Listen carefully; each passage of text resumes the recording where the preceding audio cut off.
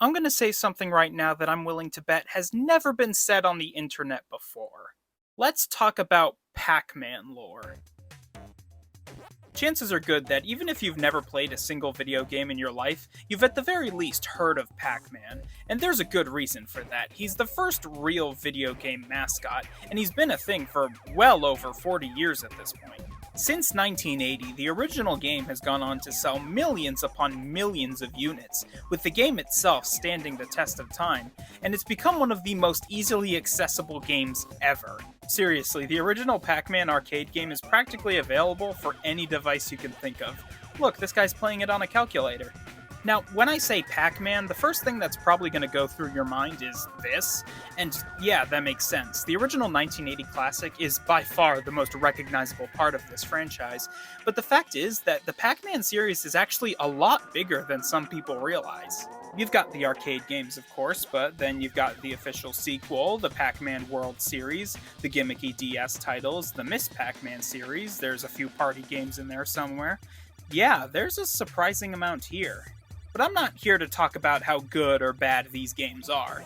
I'm here to talk about, like I said, the lore.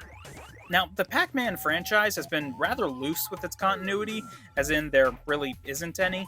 Pac-Man in one game is a lot different than Pac-Man in another. However, I believe that throughout this series, there is actually an overarching narrative going on here.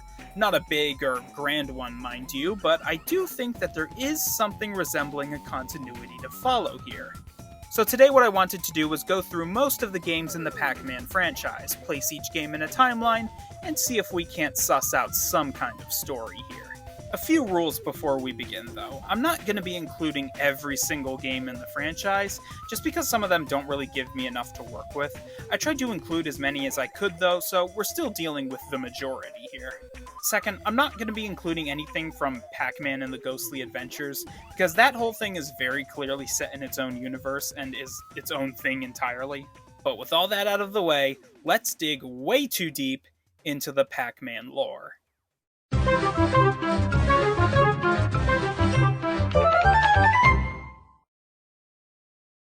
Alright, now before we begin putting games in a timeline, we need to establish how this world works. The Pac-Man series takes place pretty much entirely on one planet, which looks like this, because let's be honest, what else would it look like? The main setting for the series is most often referred to as Pac-Land, which is what we'll be calling it from now on. Pac-Land itself is split up into a few different worlds, which we see throughout the series. You have the normal Pac-Land, where most of the action is, you have Fairyland, which is home to, you guessed it, the fairies, and then you have the Spectral Realm, home primarily to ghosts and other paranormal creatures. Throughout the series, it seems to be that there are four prominent species that exist in this world: humans, fairies, ghosts, and Pac people. In terms of the games we're going to be looking at today, however, only those last two species really are going to remain relevant for the entirety of the timeline. But with all that established, it's about time we start putting things in order. But where exactly do we start? I mean, there are a lot of Pac-Man games, so which one can you say takes place first chronologically? Well, believe it or not, but the first game on our timeline, the game that kicks off this whole thing, is the one, the only, Pac-Man Party for the Wii. Yeah, of all the things we're starting with, it's a 2010 party game that nobody remembers. For real though, when it comes to figuring out which Pac-Man game comes first chronologically, Pac-Man Party actually makes things fairly simple. First off, at the time this game came out, Bandai Namco was trying out something of a modernization to the Pac-Man franchise, and one of the changes that came with this sort of rebooting was by introducing redesigns to the primary characters. This is the redesign they went with for Pac-Man. He's a little more detailed, a little uglier honestly, but the most important thing about this design is that with it, Pac-Man himself was aged down, and so is now a child. So of course, with him being a child, we know that this game takes place relatively early in his life. Secondly, what proves that this game is first overall is how Pac-Man reacts to the ghosts. Specifically the fact that the first time he encounters them in the game, Blinky, Inky, Pinky, and Clyde, he acts like he's never seen ghosts before. And given how integral the ghosts are to Pac-Man as a whole, his reaction to them here is effectively proof that Pac-Man Party has to be the first game in our timeline.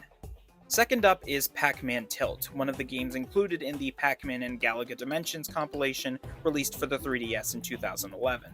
Now, there's no actual story to this game, it's just a bunch of levels where you guide Pac-Man to the end by tilting the 3DS up and down and all around. However, it still includes Pac-Man's child design and has him interacting with the ghosts, which leads me to assume that Tilt takes place at some point after Party and is therefore the second game in the timeline. Game number 3 on our list is the 2005 DS game Pac-N-Roll. From here, we're pretty much done with the character redesigns, and we'll be sticking to their classic forms from now on. Well, mostly. Anyways, the reason Pac-N-Roll is next on our list is because the game makes it clear right out the gate that Pac-Man is still at a young age. In the game, Pac-Man is taking the school vacation to train at the home of the Pac-Master, a well-known hero of Pac-Land. But that guy's not super important in the grand scheme of things. Who really matters is his daughter, Pac-Girl, a person who, while not explicitly stated, is very clearly supposed to be the younger version of Pac-Man's future wife, Miss Pac-Man. Also solidified in this game are the tensions between the ghosts and Pac-People, as the game's plot revolves around the 4 ghosts, Blinky, Inky, Pinky, and Clyde, summoning the evil ghost Gulvis, who kidnaps the Pac-People, causing Pac-Man to go rescue them with the help of a fairy named Crystal. Given what's set in this game, Pac-N-Roll is third on our timeline, and just for the hell of it, we're going to add Pac-Motos right after it. Pac-Motos was a side game introduced in Namco Museum Remix for the Wii.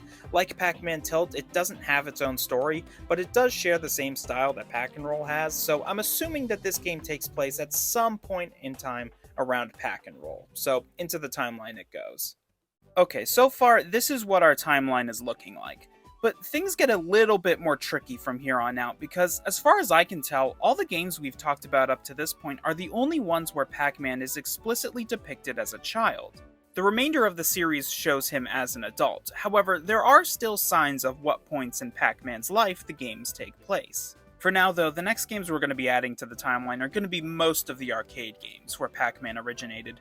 The reason I'm putting them here is because, well, to be fair, many of the arcade games can go nearly anywhere in the timeline, so bundling them here just makes things easier. For this next chunk of timeline, we're going to be starting off with Pac-N-Pal, the one-time appearance of Pac-Man's friend Miru. Next up is the original Pac-Man arcade, as well as both versions of the game Pac-Man Arrangement. This was a 1996 arcade game replicating the gameplay of the original, while also adding in new mechanics and obstacles. Aside from that, though, it's still the original game, with the player being chased by the ghosts. You know them by now. Blinky, Inky, Pinky, Clyde, Kinky, Kinky? Oh my god, this is real. There's an official Pac-Man ghost named Kinky. Whose idea was that? But yeah, I'm including the arcade arrangement as well as the 2005 version for the PlayStation Portable. Anyways, after that we have Pac-Man Championship Edition, a faster and more hectic version of the original, and then we have Pac-Mania, a new version of the original with fancy schmancy 3D graphics. Up next is Super Pac-Man, which is notable in that it is also a game that exists. And after that we have Professor Pac-Man, a trivia game which introduces us to the character of, well, Professor Pac-Man. Things get more interesting after this, though, because the next game in our timeline is the 1982 arcade game Miss Pac-Man, giving us our first proper introduction to Pac-Man's famous love interest. The reason Miss Pac-Man goes right here specifically is because it actually does have a small story to it, where in between groups of levels you get small cutscenes showing how Pac and Miss Pac fall in love, and when the stork delivers their first child, Junior Pac-Man. And there we go, we're now at a point in the timeline where Pac-Man is a married man and a father, and from this point on, his family members are going to be making appearances in a majority of the games going forward. Next in the timeline is Pac-Land, released in arcades in 1984. The game is heavily based on the Hanna-Barbera cartoon series Pac-Man, which was airing around the same time. Obviously, there are a lot of similarities, visually speaking, but as far as I can tell, Pac-Land isn't set within the cartoon continuity, so it works here. In the game, Pac-Man runs through several themed stages in order to help return a lost fairy to Fairyland. Once he does, he books it back to his house where his family is waiting for him, and the game starts again. There are two notable things about Pac-Land. First off, obviously, is Pac-Man's family, indicating that this does take place after he's married. Secondly, the first stage of the game is a town, and this is actually important because this specific town is a place that the games are going to revisit. It's my belief that, at some point, Pac-Man and Miss Pac-Man settle down in this unnamed town where they decide to raise their family. And I say this because the town is revisited in the next game on our list, Pac-Man 2: The New Adventures. Now, there's a couple reasons why Pac-Man 2 goes specifically right here. Timeline-wise, this is the first time we see Pac-Man's second child, Pac-Baby. Pac-Man gets around, what can I tell you? Another reason is because of this game's villain, introducing the Ghost Witch of Netor, which the name alone sounds like a Lord of the Rings villain. Anyways, I highlight the villain here because she's actually one of the few antagonists in the series to be the main bad guy in more than one game, as she's the villain of Pac-Man 2 and the next game in the timeline, Pac-in-Time. Also, side note, this is the first game where we see actual humans, proving that they do exist in this universe. Anyways, in Pac-in-Time, the Ghost Witch transports Pac-Man back in time, because, I don't know, she's a jerk. And it's up to Pac-Man to get back to the present, which he manages to do, and the Ghost Witch is never seen again. Up next is the first game in the Pac-Man World series, released for the PlayStation in 1999 to celebrate the series' 20th anniversary. In the game, the Pac family is preparing to celebrate Pac-Man's 20th anniversary, until they're all kidnapped by the ghosts. They're brought to Ghost Island, where they meet their new leader, Talkman, a giant robot who plans on destroying Pac-Man and stealing his fame. Pac-Man travels to Ghost Island to rescue his family and eventually defeats Talkman, where we learn that the robot was actually piloted by Orson, a ghost who had become jealous of Pac-Man's fame. And then Pac-Man eats him.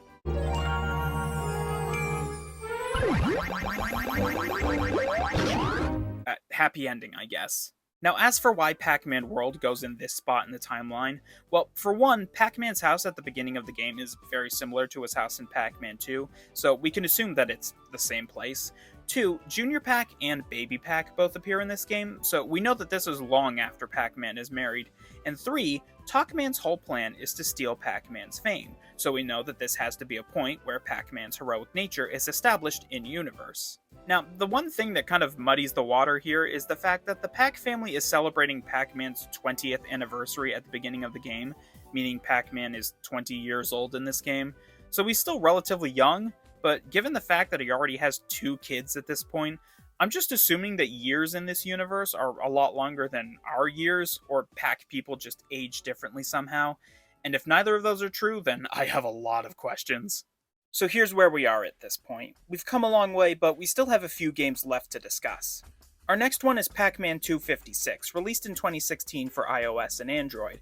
This one represents a turning point for our timeline, as I've deduced that this game alone accounts for how different things are about to get. Pac-Man 256 itself is actually a rather simple game.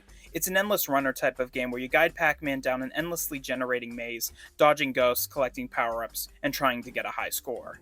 In terms of lore, however, 256 has one very important factor: the glitch, a giant wall of messy code that constantly chases Pac-Man through the game, destroying everything it touches. And I do mean everything. Ghosts, the maze itself, the glitch consumes them all if they get too close to it. So why does the glitch matter? Well, my belief is that Pac-Man 256, despite its simple graphics, shows off a very important event in the history of the Pac-Man universe, and I want to stress that this right here is completely my own theory. My theory is that, in-universe, the glitch appears one day, sweeps its way across Pac-Land, and essentially causes civilization to totally collapse. And I say this because, well, you know that town with all the people in it that Pac-Man was living in with his family earlier? Yeah, well, in all the games we have yet to discuss for our timeline, we never see that place again. Pac-Man, his family, and the survivors of the glitch, which is mostly just Pac people at this point, they all move here, to a small town known as Pac Village, which is where we see them live for the rest of the series. So, yeah. That got pretty dark there for a minute. Anyways, our next game in the timeline is the second game in the World series, Pac-Man World 2. In the game, the ghosts steal the golden fruit from the great tree in the center of Pac Village, inadvertently releasing the malevolent spirit Spooky from captivity. Spooky enlists the ghost's help to take over Pac-Land, and it's up to Pac-Man to retrieve the golden fruit and seal Spooky back in his prison. Okay, but for real though, the reason this game goes after 256 is partly from what I said earlier. I do believe that this game portrays a more uninhabited version of Pac-Land. Like, the only actual town in the entire game is Pac Village. The rest of the game is Pac-Man going through wild territory. I don't know, there's just something about this version of the world that feels different from what we've seen so far. The next 2 games in the timeline don't really matter all that much: Miss Pac-Man Maze Madness and Miss Pac-Man Quest for the Golden Maze. Both of these games are similar to Pac-Man Arrangement in that it's the original gameplay with new gimmicks and such. Lore-wise, the only thing we really learn in this game is the fact that Pac-Land apparently has a princess. So there is some kind of government in this world, but seeing as how we never see this princess again after this, I'm not really sure what to make of it. Whatever. Next on the docket is the final game in the World series, Pac-Man World 3. Pac-Man World 3 marks the only game in the series where Orson, the ghost from the first World game, makes a reappearance. In the game, Orson enlists Pac-Man's help to stop the latest threat to Pac-Land, the mad scientist Irwin. Irwin plans on using his spectral siphon machines to tear apart both Pac-Land and the Spectral Realm, completely destroying them both in the process. This game, I think, is the best evidence when it comes to my whole theory on the glitch and its devastation, because more than World 2, the levels in 3 definitely have this post-apocalyptic feeling. Desert ruins, abandoned villages. It's definitely the dreariest looking of Pac-Man's games, I can say that. Now, there is actually a reason as to why the game is like this. Pac-Man World 3 was originally going to be a game called Pac-Man Adventures, completely separate from the World series, with much of the art style being done by famous animator Don Bluth. The project was cancelled, unfortunately, with most of the ideas going into World 3, meaning the only thing we really have to go off of are leftover concept sketches. And honestly, looking at some of these, I really wish they kept going with this. These are some really cool designs. That's not to take anything away from Pac-Man World 3. Something I really like about this game, actually, is the writing. There are some surprisingly good jokes in this game. I'm detecting a rise in energy in your sector, Pac-Man. Details of my sector's energy should be between me and Miss Pac. Thank you very much. We've only got a few left here, so we're moving on to Pac-Man All-Stars, released in 2002 for PC. In the game, the evil ghost Wandy the Wizard kidnaps the fairies and their queen, and Pac-Man and his family compete against each other to see who's strong enough to take down Wandy and rescue the fairies. And yeah, that's about it for this one. The game kinda maintains the same aesthetic of the later games in the World series, so that's why I'm kind of putting it close to those. Following that is Pac-Pix, a 2005 DS title. Now this one's a little weird. I put this one here because in the opening, the game explains that some wizard one day invented something called ghost ink, a magical ink which creates ghosts when you draw with it.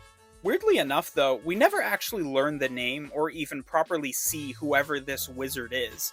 So I'm just gonna go ahead and assume that this is Wandy again, just without actually being shown. Next up is the 1983 arcade game Junior Pac-Man.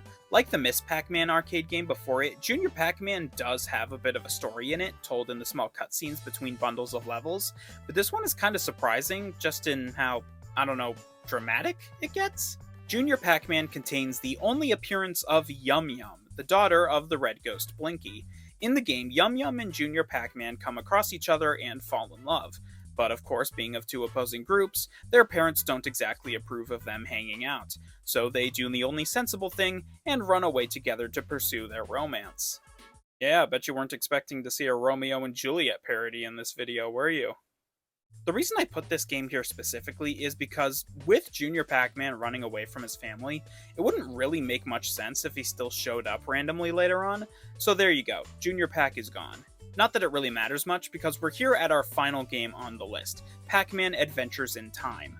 In the game, the ghosts employ a creature called the Mollusk, who splits an ancient artifact into 4 pieces and scatters them throughout time. Without this artifact, the world is screwed, I guess, so Pac-Man travels through time to put it back together. Simple enough. Lore-wise, there isn't much to say here, but since none of Pac-Man's family show up in it, I think it's safe enough to put this after Junior Pac-Man. And yeah, that's about it.